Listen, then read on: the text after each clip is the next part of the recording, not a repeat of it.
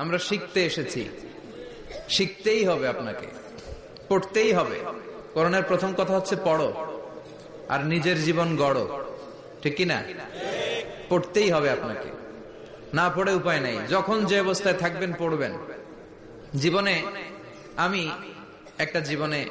আমার একটা কিছু মটো আছে, লক্ষ্য, এটাকে খেয়াল করে আমি চলি। বিষয়টা হচ্ছে এরকম যে আমি কখনো হারি না, আমি হয় জিতি নয় শিখি, এরকম একটা অ্যাটিটিউড রাখবেন যে শিখতে আমাকে হবেই, কিন্তু হেরে যাব না আমরা। চিল্লায় বলেন ঠিক কিনা? এবং শিখাটাই আপনাকে মুক্তি দিতে পারে। এজন্যই কোরআনের প্রথম কথা আল্লাহ শিখার ব্যাপারে উদ্বুদ্ধ করেছেন। আল্লাহ বলেছেন, ইকরা বিসমি রাব্বিকাল্লাযী খালাক, read in the name of your lord who has created, পড়ো তোমার প্রভুর নামে যিনি তোমায় শিখিয়েছেন। এজন্য পড়তে হবে, জানতে হবে। আসেন আমরা সরাসরি মহাবিশ্বয় মহাগ্রন্থ আল কোরআন থেকে শুনি। উদ্দেশ্য হচ্ছে যে আমরা নিজেদেরকে আলোকিত করব, উই এনলাইটেন আওয়ারসেলফ, ভিতরটাকে আলোকিত করব, আলোকিত মানুষ হব, সাদা মনের মানুষ হব, আল্লাহওয়ালা হব ইনশাআল্লাহ। পড়েন। উদ্দেশ্য যদি ভালো হয় সওয়াব কামিয়ে আপনি শেষ করতে পারবেন, আর উদ্দেশ্যে যদি ভেজাল থাকে কোনো লাভ নাই। হাবা মানসুরা, সব শেষ। এগুলারে উঠাইলে, মিজানের পাল্লায় উঠালে কোনো ধরনের ওজন হবে না। আজকের এই তাফসীর মাহফিলে আমরা এসেছি শিখার জন্য আর একজনকে খুশি করার জন্য। তিনি কে?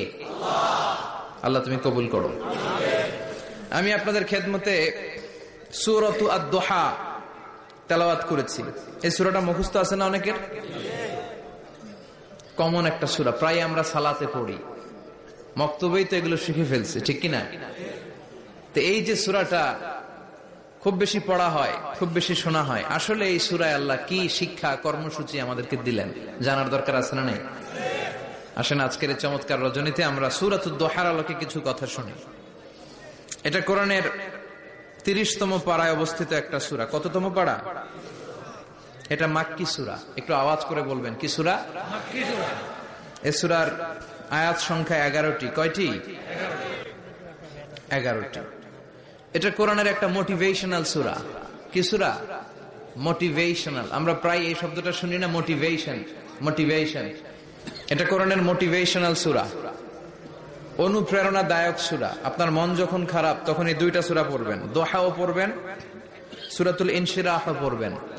ইযা ইশতাদ্দাত বিকাল বালওয়া ফাফাক্কির ফি আলাম নাশরাহ ফাইন্নাল উসরা বাইনাল ইউসরাইনি ইযা ফাক্কারতাহু ফাফরাহ। এটা কোরআনের মোটিভেশনাল সূরা, অনুপ্রেরণাদায়ক। এই দুইটা সূরা অনুপ্রেরণাদায়ক। ফাইন্নামা আল উসরি ইউসরা, আল্লাহ বলেছেন ফাইন্নামা আল উসরি ইউসরা, কষ্টের পরেই আছে সুখ, কষ্টের পরেই আছে সুখ। আমাদের জীবনে সুখ বেশি, কষ্ট কম। কয়দিন না খেয়েছিলাম, কয়দিন বিপদে পড়ছি, কয়দিন ডাকাইতে ধরছে, এক মাসের মধ্যে অসুস্থ থাকি কয়দিন আর সুস্থ থাকি কয়দিন, এটা হিসাব করে না। অসুস্থ যে ছিল খালি এটা খেয়াল রাখেন, আছে না নাই? তার মানে ইন্নামা আল উসরি ইউসরা, দুঃখের পরে আছে সুখ, মোটিভেশন। প্রাণটা আবার উদ্বেলিত হয়ে ওঠে, তাই তো আসলে তো দুঃখের পরে সুখ। এজন্য কষ্ট যখন পাবেন, অসুস্থ যখন হবেন, ওইখানেও আনন্দ করবেন, কারণ সামনে আরাম আসতেছে। সুবহানাল্লাহ পড়েন। মুমিনের হারাবার কিছু নাই, দুঃখ পাওয়ার কিছু নাই। মুমিন অসুস্থ হলে অসুস্থতার মাধ্যমে তার রোগের মাধ্যমে তার গুনাহ ঝরে যায়, সে আল্লাহর কাছে প্রিয় হয়ে ওঠে। তা আমাদেরকে কেউ হারাইতে পারে? কথা বলেন, আমাদের কেউ ভয় দেখাইতে পারে? মোটিভেশনাল সূরা, সূরাতুল ইনশিরাহ আর সূরাতুদ দুহা। এখানে অনেক হিউজ মোটিভেশন আছে। যারা হতাশ, যাদের জীবন ভাল লাগে না, মরে যেতে মনে চায়, গার্লফ্রেন্ড গালি দিছে, আছে না নাই? আবার বয়ফ্রেন্ড গার্লফ্রেন্ডের গালি দিছে, এ ওড়না পেঁচায়া ফ্যানের মধ্যে ঝুলে আত্মহত্যা করে। কত বড় পাগল, তুই মরলি কেন? গালি দিছে তো কি হয়েছে? হ্যাঁ, বুঝতে চায় না, হতাশ হয়ে যায়। আর বয়স কম তো ইচড়ে পাকা, অল্পতে কাবু হয়ে যায়। এই সূরাগুলো পড়ে না। এখানে আশার বাণী আছে।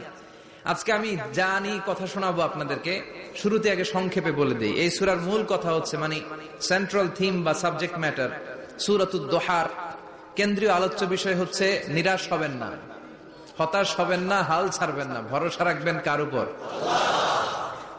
মুমিনরা নিরাশ হয়, হতাশ হয়, হাল ছাড়ে নাকি ভরসা রাখে? কার উপর ভরসা? কার উপর? না নৌকার উপর? ধানের শীষ, নাঙ্গল, হাত পাখা, দাড়িপাল্লা, ভরসা থাকবে একজনের উপর। চিল্লায় বলেন তিনি কে? Never be sad, never lose hope. Every time you feel like you cannot go on, you feel so lost that you are so alone. Don't despair and never lose hope, 'cause Allah is always by your side. Insha'Allah, Insha'Allah, Insha'Allah, you'll find your way. Insha'Allah, Insha'Allah, Insha'Allah, you'll find your way. Every time you feel like you cannot go on, you feel so lost that you are so alone. Don't despair and never lose hope, 'cause Allah is always by your side. Insha'Allah, Insha'Allah, Insha'Allah, you'll find a way. Insha'Allah, Insha'Allah, Insha'Allah, you'll find a way. ঠিক কি না? কি সুন্দর nasheed. Never lose hope, you will find your way. তুমি তোমার পথ খুঁজে পাবে। আমাদেরকে পথ দেখায় কে? আল্লাহ। এজন্য সূরাতুদ দুহার কেন্দ্রীয় আলোচ্য বিষয় হচ্ছে হতাশ হওয়া যাবে না, নিরাশ হওয়া যাবে না, হাল ছাড়া যাবে না, ভরসা রাখতে হবে একজনের উপর। চিৎকার করে বলেন তিনি কে? হতাশ যারা, ফ্রাস্ট্রেটেড আপসেট পিপল, তাদের জন্য, হতাশ ব্যক্তিদের জন্য এই সূরাটা একটা আলোকবর্তিকা, একটা আলোর মশাল। এই সূরাটা পড়লেই হতাশ ব্যক্তিরা মনে শান্তি পায়, আশা ফিরে পায়, দিক ফিরে পায়। ঠিক কিনা? এই সূরাটা নাজিল হওয়ার একটা ব্যাকগ্রাউন্ড আছে, শুনবেন। বিষ্ণু ঈসা ইসলামের কাছে যখন ওহী নাজিল হতে শুরু করলো, বিষ্ণু ঈসা ইসলাম ওহীর কথাগুলো পৌঁছে দিতে লাগলেন। যাই নাজিল হতো বিষ্ণুনবী পৌঁছে দিতেন। বিশ্বনবী সাহাবাদের কাছে শেয়ার করে দিতেন, যেটাই নাজিল হতো তিনি পৌঁছে দিতেন, যেটাই। কারণ আল্লাহর আদেশ, ইয়া আইয়ুহার রাসূল বাল্লিগ মা উনজিলা ইলাইক, ও নবী আপনার কাছে আমি ওহী থেকে যা নাজিল করি সব পৌঁছে দেন, একটাও গোপন করা যাবে। আল্লাহর কাছ থেকে বিশ্বনবী যে সমস্ত মেসেজ, ইনফরমেশন, তথ্য, রেভেলেশন ওহী পেয়েছে, একটাও কি বিশ্বনবী গোপন করেছে? সব প্রকাশ করে গিয়েছে, সব শেয়ার করে গিয়েছে। বিশ্বনবী শেয়ার করতে লাগলেন। সকালে যা নাজিল হয় শেয়ার করেন, দুপুরে নাজিল হয় শেয়ার করেন, রাতে নাজিল হয় শেয়ার করেন, শেয়ার করতে লাগলেন। কিন্তু কি অবাক করা কাণ্ড, হঠাৎ করে এই ওহী আসার ধারাবাহিকতা আল্লাহ বন্ধ করে দিলেন। ওহী আর আসে না, আকাশ থেকে নতুন তথ্য আর নামে না। ঘটনা কি? ওহী আসে না কেন? তথ্য আসে না কেন? জিব্রাইল আসে না কেন? কোন বর্ণনায় এসেছে 15 দিন, কোন বর্ণনায় 1 মাস, 3 মাস, এমনকি 6 মাস পর্যন্ত বর্ণনা পাওয়া যায় যে বিশ্বনবীর কাছে 6 মাস ওহী আসে নাই। বিশ্বনবী তো অবাক, ঘটনা কি? ওহী নামে না কেন? আর ওহী না আসলে তো বিশ্বনবী শেয়ার করতে পারে না। এতদিন যা আসতো বলে বেড়াতো, এখন আসেও না, বলতেও পারে না। কাফির মুশরিকরা বিশ্বনবীর গালি দিতে শুরু করলো, মুহাম্মদের রব মুহাম্মদের ভুইলা গেছে, মুহাম্মদের আল্লাহ মুহাম্মদের ছেড়ে দিয়েছে। বিশ্বনবীর চাচি আবু লাহাবের স্ত্রী উম্মে জামিল বলতে শুরু করলো, কি মুহাম্মদ, তোমার শয়তানটা তোমার কাছে আসে না? না, শয়তান দ্বারা তিনি জিব্রাইলকে বুঝিয়েছেন যে তোমার জিব্রাইল তোমার কাছে আসে না। এভাবে সবাই গালমন্দ করতে শুরু করলো যে মুহাম্মদের আল্লাহ মুহাম্মদকে ভুলে গিয়েছে। বিষ্ণু ঈসা ইসলাম নিজেও হতাশ হয়ে গেলেন। কি রে, ওহী আসে না কেন? আমার কোনো ভুল হচ্ছে না তো? আমার কোনো অপরাধ হয়ে গেল না তো? আল্লাহ কি আমার উপর অসন্তুষ্ট হয়েছেন? আল্লাহ কি আসলেই আমারে ভুলে গেছেন? আল্লাহ কি আমাকে ত্যাগ করেছেন? তিনি কি আমার উপর রেগে আছেন? আমরাও মাঝে মাঝে এরকম হতাশ হয়ে পড়ি। এরকম হতাশ লোক আছে না নাই? কিরে, আমার দোয়া কবুল হয় না কেন? আল্লাহ আমার ডাকে সাড়া দেয় না কেন? আমার জীবনে এত দুঃখ কেন? আমার জীবনে তো ভালো কিছু হয় না, খালি সব কষ্ট আমার কেন? এরকম আছে না নাই? এরকম হতাশদের জন্য এই সূরাটা একটা আলোকবর্তিকা, মোটিভেশনাল সূরা। আলহামদুলিল্লাহ পড়েন। বিশ্বনবীকে আল্লাহ আশ্বস্ত করলেন, আর এই সূরাটা নাজিল করলেন, আর বললেন ওয়াদ-দুহা, ওয়াদ-দুহা, দুহা মানে আলো, দুহা মানে আলো, প্রভাতের সূর্য কিরণের শপথ। Look up, the sunlight, it's a very beautiful day out there. ও নবী হতাশ হবেন না, বেরোন, সকালের সূর্যটা কত সুন্দর, কি ঝলঝলে পৃথিবী, ফকফকে আর তকতকে, দেখলেই মনটা ভরে যায়, ঠিক কিনা? দোহা, দোহা মানে আলো, আশার আলো, সম্ভাবনার আলো। আমাদের জীবনে আলোর দরকার আছে না নাই? আলো না থাকলে আমরা বাঁচতে পারবো? আলো লাগে বড় ভালো। এই আজকে আলো না থাকলে আমরা দেখা যেত। এজন্য কোরআনকে আল্লাহ আলো বলেছেন। কোরআনকে কি বলেছে? কিতাবুন আনজালনাহু ইলাইকা লিতুখরিজান নাসা মিনাল যুলুমাতি ইলান নূর। Muhammad, I've revealed this holy Quran unto you to lead the mankind out of darkness into the light. অন্ধকার থেকে লাইট, লাইট মানে কি? আলো, আলোর দিকে নেওয়ার জন্য কোরআন পাঠিয়েছি। আবার বিশ্বনবীকেও আল্লাহ নূর, নূরের সাথে তুলনা করেছেন। আবার বিশ্বনবী আল্লাহর কাছে নূর চাইতেন, বলতেন আল্লাহ আমার ডানে আলো দাও, আমার বায়ে আলো দাও, আমার সামনে আলো দাও, পিছনে আলো দাও, উপরে আলো দাও, নিচে আলো দাও, আমার দেহে আলো দাও, আমার মাংসপেশির ভিতরে আলো দাও, আমার হাড্ডির ভিতরে আলো দাও, আমার জন্য তুমি আলো দাও। পড়ে না আমিন? এজন্য আলো ছাড়া বেঁচে থাকা অসম্ভব। আল্লাহ তাআলা আলোর নামে সূরা দিলেন, সূরাতুদ দুহা, প্রভাতের আলো, প্রভাতের সূর্য কিরণের শপথ, আলোর শপথ। সুবহানাল্লাহ পড়েন। এরপর আল্লাহ বললেন ওয়াল-লাইলি ইযা সাজা, আলোর শপথ, সকালের, সকাল বেলার সূর্য কিরণের শপথ। দ্বিতীয় আয়াতে আল্লাহ বললেন রাত্রিবেলার শপথ, যখন রাত্রিটা নিঝুম হয়, হয় নিস্তব্ধ, নিঝুম আর নিস্তব্ধ রাতের শপথ। তাহলে আল্লাহ আলোর কসম কাটলেন, তারপরে অন্ধকারের কসম কাটলেন, ঠিক কিনা? আলো দ্বারা মূলত আল্লাহ তাআলা ওহির আগমনকে বুঝিয়েছে, আর অন্ধকার দ্বারা আল্লাহ তাআলা ওহির অনুপস্থিতি বুঝিয়েছে।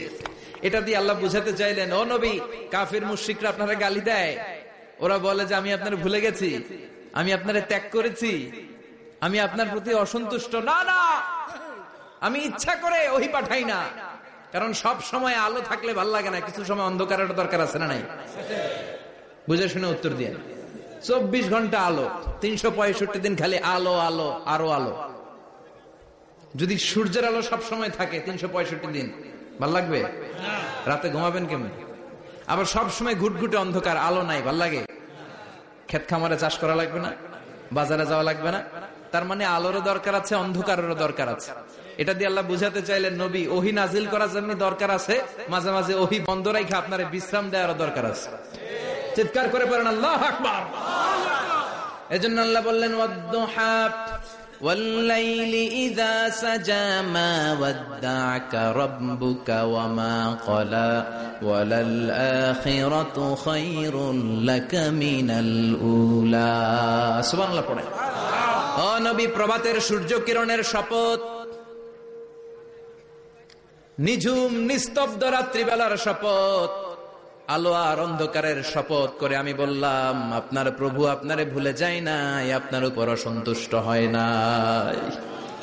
আমি আল্লাহ ইচ্ছা করে ওহি বন্ধ রেখেছি, কারণ ওহির একটা পাওয়ার আছে, বারবার ওহি রিসিভ করলে আপনার স্নায়ু এটা সহ্য করতে পারবে না, আপনার দেহ এটারে বরদাস্ত করতে পারবে না। নবী, আমি আপনার প্রতি এত রহম দিল, এত ভালোবাসি, বারবার ওহি নিতে নিতে আপনার যে কষ্ট হয়, এই কষ্টটা আমার আল্লাহর সহ্য হয় না। এজন্য আমি আল্লাহ ইচ্ছা করে কিছুদিন ওহি বন্ধ রাখছি। সুবহানাল্লাহ পড়ে। তার মানে এই নয় যে আমি আপনারে ভুলে গিয়েছি, আমি আপনারে ছেড়ে দিয়েছি। আরে নবী, আমি তো আমার নামের সাথে আপনার নামকে জুড়ে দিয়েছি, লা ইলাহা ইল্লাল্লাহ মুহাম্মাদুর রাসূলুল্লাহ। যেখানে আমার আল্লাহর নাম, সেখানে বিশ্ব নবীর নাম আছে না নাই? আযান যখন দেই আল্লাহু আকবারের পরে বিশ্ব নবীর নাম আছে না নাই? একামতে আছে না নাই? আবার আল্লাহর জন্য যখন সালাত আদায় করি, শেষ বৈঠকে বিশ্ব নবীর উপর দুরূদ আছে না নাই? রাফা'না লাকা যিকরাক। ও নবী, আপনার নামকে আমি অনেক উপরে তুলে ধরেছি। আমার নাম যেখানে, আপনার নাম ওইখানে। গোটা বিশ্বব্যাপী আপনার নাম ছড়ায় যাবে। ওরা আপনারে গালি দেয় কবি বলে, ওরা গালি দেয় গণক বলে, ওরা বলে আপনি আবতার, লেস কাটা। আসলে যারা আপনারে গালি দেয় ওরাই লেস কাটা। ওরা আপনারে বলে আপনি নির্বংশ, আপনার ছেলেগুলো বেঁচে নাই, মেয়ে বেঁচে আছে, আপনার নাম নেয়ার কেউ থাকবে না। ওই আবু জাহেল, উতবা, সাইবা, ওদের নাম নেয়ার কেউ থাকবে না। আপনি লেসকাটা নন, আপনি নির্বংশ নন। ইন্না শানিয়াকা, চিল্লায় বলেন ইন্না শানিয়াকা। যারা আপনারা গালি দেয়, যারা আপনারা নিয়ে কটু কথা বলে, ওরাই লেস কাটা, ওরাই নির্বংশ। ওদের বংশকে আমি আল্লাহই নির্বংশ করে ছাড়ি। চিল্লায় বলেন ঠিক কিনা? ও নবী, মা ওয়াদ্দাআকা রাব্বুকা ওয়া মা ক্বালা। আপনার রব আপনারে পরিত্যাগ করে নাই, আপনারে ভুলে যায় নাই, আপনারে ছেড়ে দেয় নাই। আপনার রব ইচ্ছা করেই ওহী নাজিল বন্ধ করে রেখেছে। আমি ইচ্ছা করেই আপনারে প্রেসার দিতে চাই নাই গো নবী, কারণ ওহী রিসিভ করা অনেক কঠিন। এটা আস্তে আস্তে আপনি অভ্যস্ত হবেন। সুবহানাল্লাহ পড়েন। ওহীর একটা পাওয়ার আছে না নাই? আমরা তো কি মজায় মজায় কোরআন পাইছি। এই যে কি সুন্দর কোরআন নিয়ে বসি, পড়ি, তাফসীর করি, কি মজার কোরআন। আহা, এই কোরআনটা রিসিভ করতে যে বিশ্বনবীর কত কষ্ট হয়েছে। এই কোরআনকে আল্লাহ বলেছেন এটা কাউলান সাকিলা, very heavy and weighty word. এটা অনেক ওজনওয়ালা কথা। ইন্না সানুলকি আলাইকা কাউলান, এটার অনেক ওজন। এই কোরআনটা যদি পাহাড়ের উপর নাজিল করা হতো, পাহাড়গুলো দুমড়ে মুচড়ে ভেঙে টুকরো টুকরো হয়ে খান খান হয়ে যেত। ঠিক কিনা? এত কঠিন বানিয়ে এটা। ও নবী, আমি আলোর সাথে ওহীর মিল ঘটিয়েছি, আলো দিয়ে ওহীকে বুঝিয়েছি। সূর্যের যেমনি কিরণ আছে, তেজ আছে, এই ওহীরও একটা তেজ আছে। এই তেজ, এই কিরণ আপনি সবসময় সহ্য করতে পারবেন না। এজন্য আমি ইচ্ছা করে কিছুদিন ওহী নাজিল করা বন্ধ করে রেখেছি। সুবহানাল্লাহ পড়েন। ইচ্ছে করে আমি নাজিল করি নাই। সব সময় নাজিল হলে আপনার ভাল লাগতো না। বুখারীর বর্ণনা, মা আয়েশা বলতেন, শীতের রাতে, কনকনে মাঘ মাসের শীতের রাতে যখন বিশ্বনবীর উপর কোরআনের আয়াত নাজিল হতো, বিশ্বনবী ঘেমে ঘেমে একাকার হয়ে যেতেন। হাত্তা লা ইয়াতাফাসসাদু জাবিনুহু আরাকান, বিশ্বনবীর দাড়ি আর থুতনি বেয়ে ঝরঝর করে পানি পড়তো। আমরা কম্বল গায়ে দিয়ে থাকি আর বিশ্বনবী ঘামে। সুবহানাল্লাহ কইবেন না? এটা কওলান সাকিলা, অনেক ওজনওয়ালা কথা। আবার বিশ্বনবী যখন ওটের উপরে বসে থাকা অবস্থায় কোরআনের আয়াত নাজিল হতো, ওটের বুকটা মুহূর্তের মধ্যে বালুর মধ্যে, জমিনের মধ্যে লেগে যেত। ঘোড়ায় চড়া অবস্থায় বিশ্বনবীর কাছে যখন কোরআন নাজিল হতো, ঘোড়ার পা গুলো মরুভূমির বালুতে দেবে যেত। মাঝে মাঝে বিশ্বনবী সাহাবাদের রানের উপরে, পায়ের উপরে মাথা দিয়ে শুয়ে পড়তেন, ক্লান্ত শ্রান্ত। যায়েদ বিন হারেসা, বিশ্বনবীর পালক পুত্র, তার পায়ের উপরে মাথা রেখে বিশ্বনবী একবার কথা বলতে বলতে ঘুমিয়ে পড়লেন। ঘন্টাখানিক ঘুমালেন। যায়েদ বিন হারেসা বলে, আমার কাছে তেমন কোনো কষ্টই হচ্ছে না, বিশ্বনবীর মাথাটা খুব বেশি ওজন মনে হচ্ছে না। ঘন্টাখানিক পর বিশ্বনবীর চোখ খুললেন, আর খোলা মাত্রই ওনার উপর ওহী কোরআনের আয়াত নাজিল করতে শুরু করলো। কে? যায়েদ বিন হারেসা বলে, যখনই কোরআনের আয়াত নাজিল হতে শুরু করলো, আমার মনে হচ্ছে বিশ্বনবীর মাথাটা 50-60 কেজি ওজন বেড়ে গিয়েছে। বিশ্বনবীর মাথার ওজনে আমার পায়ের রান ফেটে যাবে, আমার পায়ের হাড্ডি ফেটে যাবে, আমার পাটা ভেঙে খান খান হয়ে যাবে মনে হচ্ছিল। তার মানে কোরআনের আয়াত যখন নাজিল হয়, বিশ্বনবীর উপর একটা প্রেসার আছে না নাই? এই জন্য আল্লাহ বললেন, নবী আমি আপনার ভুলে যাই নাই। কাফেররা যেমনি আপনারে গালি দেয় যে আমি আপনারে ভুলে গিয়েছি, আপনার উপর আমি অসন্তুষ্ট, নেভার, অসম্ভব। আমি আপনার উপর কখনো অসন্তুষ্ট নই, বরং আমি ইচ্ছা করি আপনার উপর থেকে প্রেসার কমিয়ে দেওয়ার জন্য কয়েকদিন ইচ্ছা করে আপনারে ছুটিতে রাখছি। সুবহানাল্লাহ পড়েন, যাতে করে আবার এনার্জি গায়ে নেওয়ার পরে নতুন করে কোরআনের আয়াত রিসিভ করার জন্য আপনি সক্ষম হন। চিল্লায় পড়তে হবে আল্লাহু আকবার।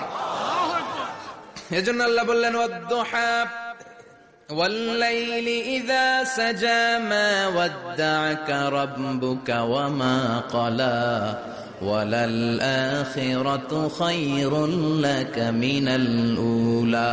এরপর আল্লাহ বললেন, নবী ওয়ালাল আখিরাতু খায়রুল লাকা মিনাল উলা, and verily indeed the hereafter is far better for you than this dunya. এই দুনিয়ার চেয়ে আপনার জন্য আখিরাতটা অনেক দামি। খায়রুল লাকা মিনাল উলা, এই দুনিয়ার চেয়ে আখিরাতটা অনেক শ্রেষ্ঠ। এতে আল্লাহ বললেন দুনিয়ার চেয়ে আখিরাত শ্রেষ্ঠ, আর এক আয়াতে আল্লাহ বললেন দুনিয়ার চেয়ে আখিরাত হলো স্থায়ী। ঠিক কিনা? বাল তু'থিরুনাল হায়াতাদ দুনিয়া ওয়াল আখিরাতু খায়রুন ওয়া আবকা। তোমরা দুনিয়ার জীবন নিয়ে পাগল পাড়া হয়ে থাকো, আল্লাহ বললেন দুনিয়ার জীবনের চাইতে আখিরাতের জীবন শ্রেষ্ঠ এবং স্থায়ী। ঠিক কিনা? কার কথা? দুনিয়া স্থায়ী না আখিরাত স্থায়ী? দুনিয়া শ্রেষ্ঠ না আখিরাত শ্রেষ্ঠ? কিন্তু আমরা কোনটার পিছনে দৌড়াই? খালি দুনিয়া দুনিয়া। দুনিয়া কে মজা লে লো, দুনিয়া তোমারি হ্যায়, কিন্তু জান্নাত কে মজা লে লো, জান্নাত তোমারি হ্যায়, ওইটা কয় না। আছে না নাই? দুনিয়ার পেছনে পাগল হয়ে আমরা পড়ে থাকি। এই দুনিয়ার জীবনটা একটা মায়াজাল, এটা একটা মরিচিকা। এই মরিচিকা, এই ধোঁকা, এই লালসা আর এই মায়াজালের পেছনে আমরা ছুটছি। ছুটতে ছুটতে হুট করে একবার কবরের ভিতরে ঢুকতে হবে। কথা বলেন, তখন আমাদের টনক নড়বে। এই জন্য দুনিয়া মুমিনদের জন্য শ্রেষ্ঠ আর স্থায়ী জায়গা নয়। মুমিনের আসল জায়গা হচ্ছে আখিরাত। মুমিনের শান্তি আর কল্যাণের জায়গা হচ্ছে আখিরাত। জান্নাত হচ্ছে মুমিনের শেষ ঠিকানা। চিৎকার করে বলেন ঠিক কিনা? সেটাই বিশ্বনবীরে বললেন, নবী কাফির মুশরিকদের কথা আপনি কান দিবেন না, ওদের কথায় হতাশ হবেন না, নিরাশ হবেন না, হাল ছাড়বেন না, ভরসা রাখবেন কার উপর? কারণ ওয়ালাল আখিরাতু খায়রুল লাকা মিনাল উলা, এই দুনিয়ার জীবন ক্ষণস্থায়ী জীবন, চিরকালীন জীবন হলো আখিরাত। নবীরে কিভাবে আশ্বাস দিতেছে দেখছেন, অ্যাসিউরেন্স করতেছে, কনফার্মেশন। এই সূরাটা যে শান্তির সূরা, মোটিভেশনের সূরা, অনুপ্রেরণার সূরা, ইন্সপাইরেশন যে জায়গায়, প্রতিটা আয়াতে আপনি ইন্সপাইরেশন পাবেন। তো প্রতিটা আয়াতে আপনি উজ্জীবিত হবেন, সজীব হবেন, এনথিউজিয়াস্টিক এন্ড এনার্জেটিক হবেন, আপনি এনার্জি ফিরে পাবেন। আলহামদুলিল্লাহ পড়েন। এরপরে বিশ্বনবীর আরো খুশি করার জন্য আল্লাহ বললেন, ওয়ালা সাউফা ইউতিকা রাব্বুকা ফাতারদা, ও নবী অচিরে এমন এমন জিনিস আমি আপনারে দান করব, এগুলো পেয়ে আপনি খুশি হয়ে যাবে। কে বলে? কারে বলে? শুনতেছেন? বুঝতেছেন? কষ্ট হচ্ছে না তো?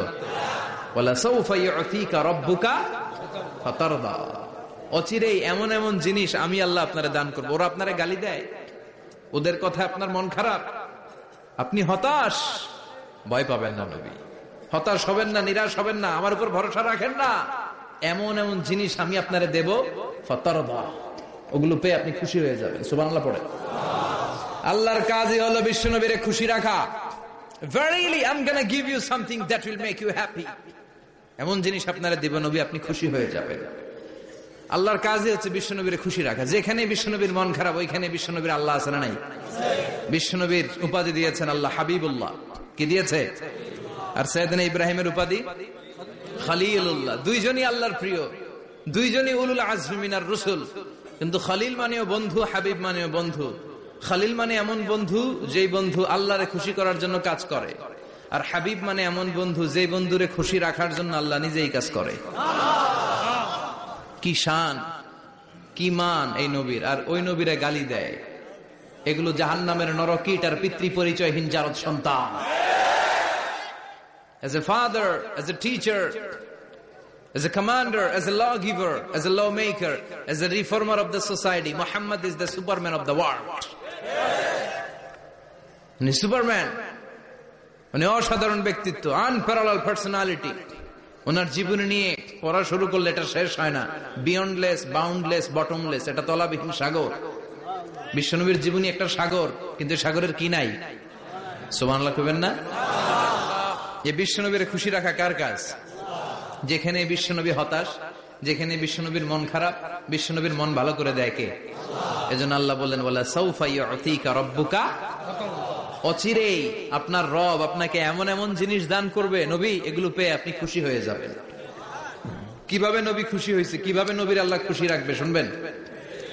শুনবেন? শুনবেন? দেখেন, খেয়াল করে বুঝতে হবে কিভাবে আল্লাহ তাআলা বিশ্বনবীকে খুশি করেন। দেখেন, বিশ্বনবীর প্রথম কোথায় খুশি করলেন? বিশ্বনবী মক্কার জমিনে দাওয়াতি কাজ যখন শুরু করলেন, তিনি দেখলেন বিশ্বনবী খুব ভালো অ্যানালাইসিস করতে পারতেন। তিনি মক্কার সোসাইটিটাকে, সমাজটাকে বিশ্লেষণ করে অ্যানালাইজ করে উনি দেখলেন যে এই মক্কায় দাওয়াতি কাজের একটা শক্ত অবস্থান নিতে হলে দুইজন লোকের একজন আমার চাই। সুবহানাল্লাহ পড়েন। কি বিশ্লেষণ শক্তি, কি চিন্তা শক্তি! উনি ঘেটে ফেললেন, উনি বুঝে ফেললেন সবাইকে দেখে যে দুইজনের একজন আমার সাথে না থাকলে আমার দাওয়াতি কাজ চালানো কষ্ট হয়ে যাবে। এজন্য গভীর রাতে তাহাজ্জুদের নামাজ শেষে আল্লাহর কাছে কেঁদে কেঁদে বিশ্বনবী দোয়া করে, আল্লাহুম্মা আইজ্জাল ইসলাম বি আহাব্বির রাজুলাইনি ইলাইক, আল্লাহ দুইজন লোকের যেই লোকটারে তোমার দরবারে মকবুল মনে হয়, ভালো লাগে, পছন্দ হয়, তাদের একজনকে ইসলামের ভেতরে ঢুকিয়ে দিয়ে ইসলামকে তুমি বিজয় দান করে দাও। ও আল্লাহ, দুইজনের একজনকে আমার চাই। একজন হলো আবি জাহাল ইবনে হিশাম, হিশামের বেটা আবু জাহাল, আও উমর ইবনুল খাত্তাব, অথবা খাত্তাবের বেটা উমর। সুবহানাল্লাহ পড়ে। সাথে সাথে দোয়া কবুল করলো কে? কার জন্য করলো? নাকি আবু জাহেলের জন্য? আবু জাহেলের চোখের সামনে পর্দা ছিল, ও পর্দা সরায় না, ওর অন্তরে পর্দা, ও পর্দা উঠে সত্যটা দেখতে চায়।